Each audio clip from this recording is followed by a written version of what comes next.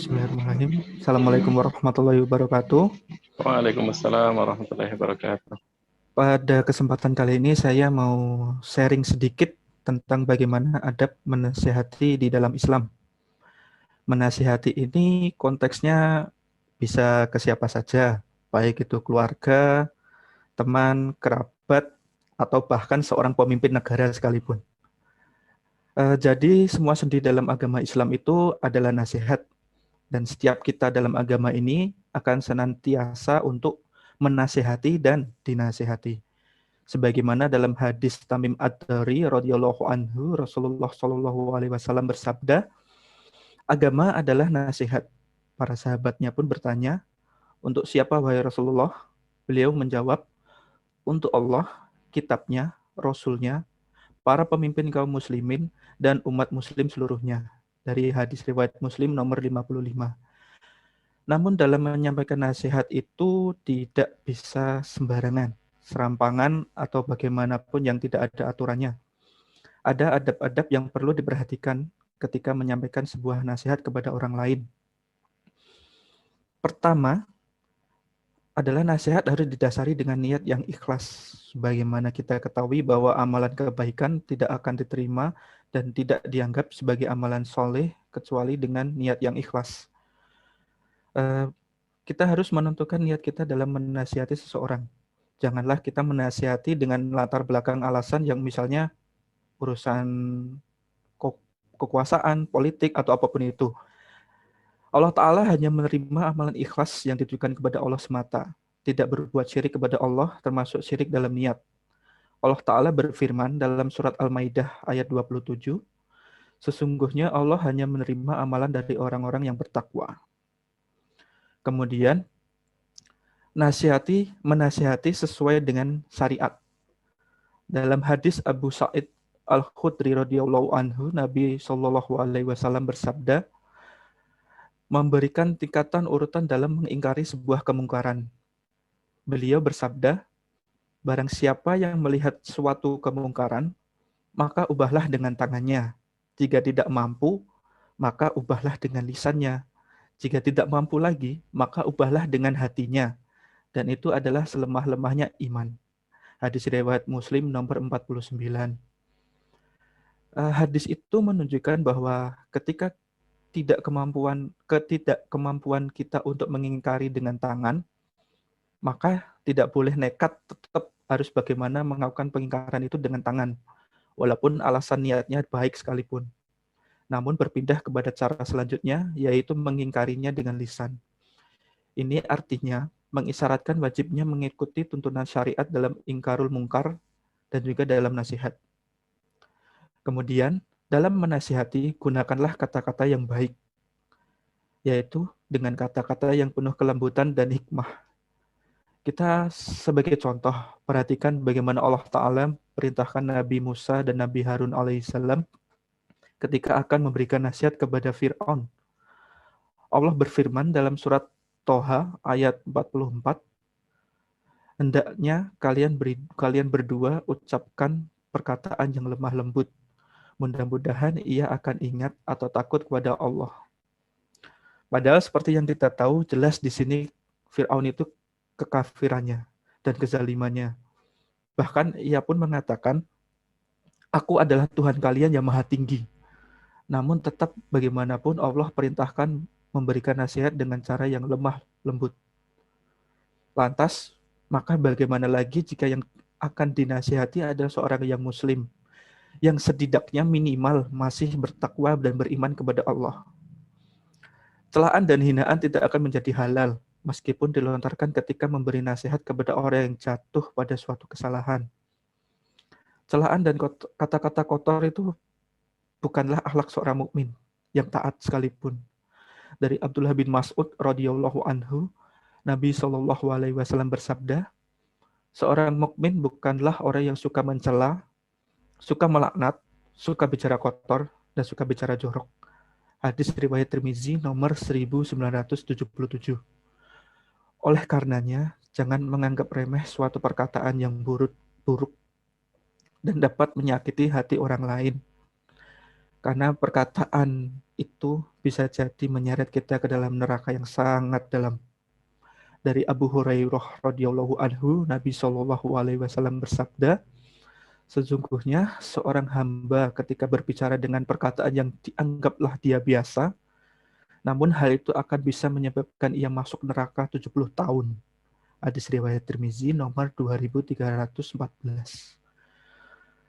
Yang berikutnya yaitu kita harus melakukan tabayun, cross check terlebih dahulu. Dalam menasihati sebaiknya kita tidak bertopang kepada kabar yang tidak jelas dan simpang siur.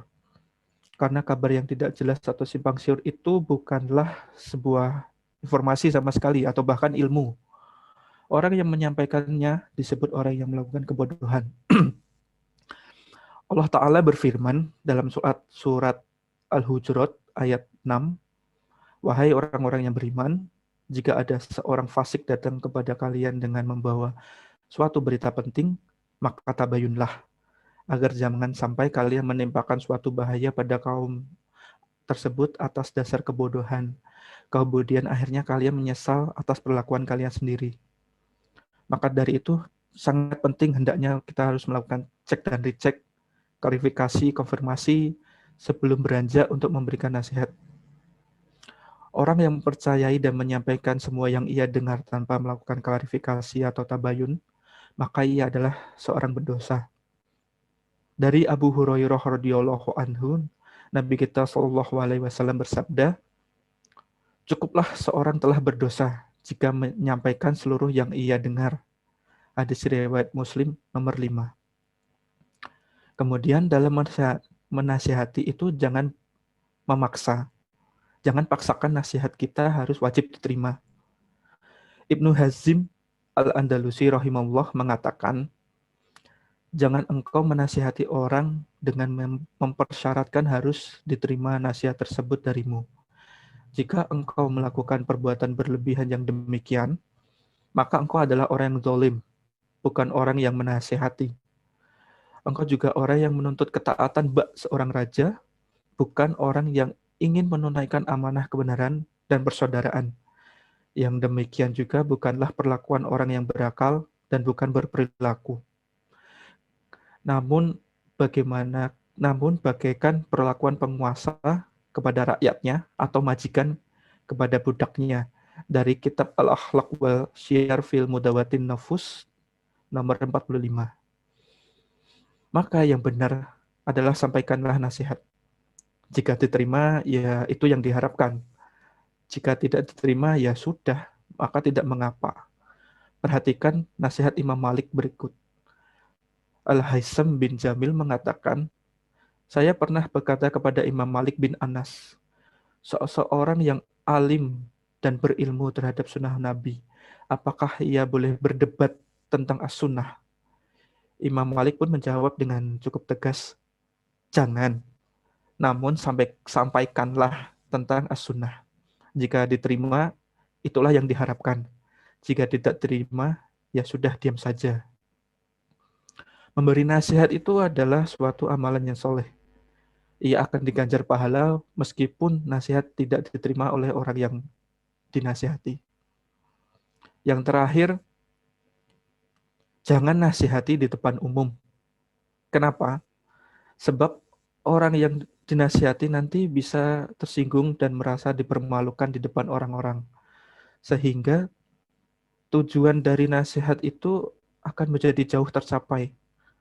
Imam Asy-Syafi'i rahimahullah berkata, berilah nasihat kepadaku ketika aku sendiri.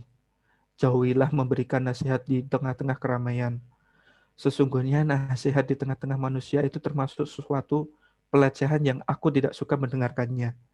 Jika engkau menyelisihi dan menolak saranku, maka janganlah engkau marah jika kata-katamu tidak aku turuti. Dari kitab Diwan Asy-Syafi'i halaman 56. Al-Hafidz Ibnu Rajab pun pernah berkata, apabila para salaf hendak memberikan nasihat kepada orang, maka mereka menasihatinya dengan secara rahasia. Barang siapa yang menasihati saudaranya, berduaan saja, maka itulah nasihat. Barang siapa yang menasihatinya di depan orang banyak, maka sebenarnya dia sedang dipermalukan. Oleh karena itu, Nabi Muhammad SAW bersabda tentang menasihati pemimpin, barang siapa menasihati penguasa dengan suatu hal, maka janganlah tampakkan nasihat tersebut secara terang-terangan. Namun ambillah tangannya dan bicaralah empat mata dengannya. Nah, jika nasihat diterima, itulah yang diharapkan. Jika tidak diterima, engkau telah menunaikan apa yang dituntut darimu. Dari hadis riwayat Ahmad nomor 1097.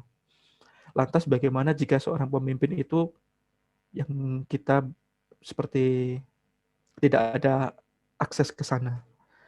Maka sebaik-baiknya sikap kita sebagai seorang mukmin adalah dengan mendoakannya. Mendoakan yang baik untuk pemimpin-pemimpin kita. Sekian teman-teman untuk yang bisa saya sampaikan. Semoga apa yang saya sampaikan hari ini bisa bermanfaat bagi kita semua sahabat PSI. Jika ada salah kata dalam pengucapan dan lainnya, saya mohon maaf. Wassalamualaikum warahmatullahi wabarakatuh.